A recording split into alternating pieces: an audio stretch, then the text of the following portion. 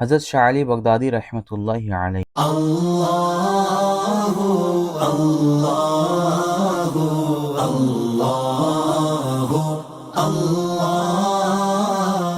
আল্লাহ সুবহানাহু ওয়া তাআলা কুরআনুল কারীমের সূরা ইউনূসের ৬২ নম্বর আয়াতে ইরশাদ করেন, বিসমিল্লাহির রহমানির রহিম, আলা ইন্না আউলিয়াল্লাহি লা খাউফুন আলাইহিম ওয়ালা হুম ইয়াহজানুন। নিশ্চয়ই আল্লাহর বন্ধুদের কোনো ভয় নেই এবং তারা চিন্তিতও হবেন না। হযরত শাহ আলী বাগদাদী রাহমাতুল্লাহি আলাইহি ছিলেন ১৫ শতকের একজন বিখ্যাত মুসলিম সুফি সাধক ও ধর্মপ্রচারক, যিনি সুদূর ইরাকের বাগদাদ থেকে বাংলায় ইসলাম প্রচারের জন্য এসেছিলেন। ঢাকায় মিরপুরে তার পবিত্র মাজার শরীফ অবস্থিত। তিনি ইরাকের বাগদাদে আনুমানিক ১৪১৪ খ্রিস্টাব্দে জন্মগ্রহণ করেন। তিনি ইসলামের চতুর্থ খলিফা হযরত আলী রাদিয়াল্লাহু আন এবং মা ফাতেমাতুজ জোহরা রাদিয়াল্লাহু তাআলা আনহার এর বংশধর। তার ১৭তম পূর্বপুরুষ ছিলেন হযরত ইমাম হুসাইন রাদিয়াল্লাহু আন। তিনার পিতা হযরত সৈয়দ ফখরুদ্দীন রাজি রাহমাতুল্লাহি আলাইহি একেধারে কোরআনের হাফেজ, মুফতি ও মুহাদ্দিস ছিলেন। মাত্র ২০ বছর বয়সে তিনি তার প্রায় ১০০ জন শিষ্যকে সঙ্গে নিয়ে ১৪১২ বা ১৪৩৪ খ্রিস্টাব্দের দিকে দিল্লিতে আসেন। দিল্লিতে অবস্থানকালে তিনি সেখানকার বিখ্যাত সৈয়দ বংশের বিবাহ বন্ধনে আবদ্ধ হন। তৎকালীন বাংলার সুলতান জালালউদ্দিন মুহাম্মদ শাহের আমলে তিনি ফরিদপুরে তৎকালীন ফতেহাবাদ পরগনা গেরদা গ্রামে আসেন। সুলতান তাকে সেখানে ১২০০ বিঘা জমিন দিয়েছিলেন। সেখানে তিনি একটি দরবার ও মসজিদ প্রতিষ্ঠা করে দীর্ঘকাল ইসলামের প্রচার করেন। নদী ভাঙ্গনের কারণে ফরিদপুরের গেরদার এলাকাটি বিলীন হয়ে গেলে তিনি ঢাকায় চলে আসেন।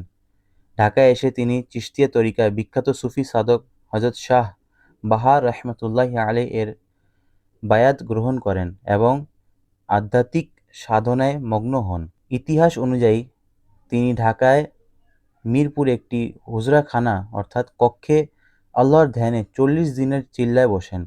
তিনি তার মুরিদদের আদেশ দিয়েছিলেন, চিল্লার ৪০ দিন পূর্ণ হওয়ার আগে যেন কেউ দরজার তালা না খোলে, ভেতরে রক্ত বা যে কোনো আওয়াজ শুনলেও যাতে সে দরজার তালা না খোলে। চিল্লার ৩৯তম দিনে ভেতর থেকে একটি বিকট শব্দ বা রক্তের ধারা বাইরে আসতে দেখে মুরিদরা ভয়ে ও উৎকণ্ঠায় দরজা ভেঙে ফেলল।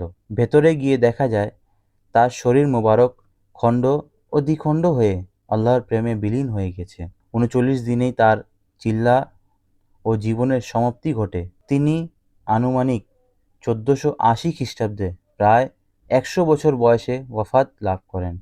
আল্লাহ সুবহানাহু ওয়া তাআলা হযরত শাহ আলী বাগদাদী রাহমাতুল্লাহি আলাইহির মাজারে অফুরন্ত বরকত নাজিল করুন। আল্লাহ সুবহানাহু ওয়া তাআলার যত ওয়ালিগণ রয়েছেন, সে ওয়ালিগণের মধ্যে থেকে একজন ওয়ালি হচ্ছেন হযরত শাহ আলী বাগদাদী রাহমাতুল্লাহি আলাইহি, যিনি বর্তমানে ঢাকার মিরপুর ১ নম্বরে অবস্থিত তার মাজার শরীফ হযরত শাহ আলী বাগদাদী রাহমাতুল্লাহি আলাইহি এর মাজার নামে অত্যন্ত সুপরিচিত, যেখানে প্রতিদিন হাজারো ধর্মপ্রাণ মানুষ জিয়ারতের জন্য আসেন। আল্লাহ সুবহানাহু ওয়া তাআলা আমাদেরকেও হযরত শাহ আলী বাগদাদী রাহমাতুল্লাহি আলাইহির মাজার জিয়ারত করার তৌফিক দান করুক এবং খুব নিকটে উনার উরুস শরীফ রয়েছে। আল্লাহ সুবহানাহু ওয়া তাআলা উনার উসিলায় আমাদেরকে আল্লাহ তাআলার নেক বান্দা হওয়ার তৌফিক দান করুক। আমিন। আসসালামু আলাইকুম ওয়া রাহমাতুল্লাহি ওয়া বারাকাতুহু।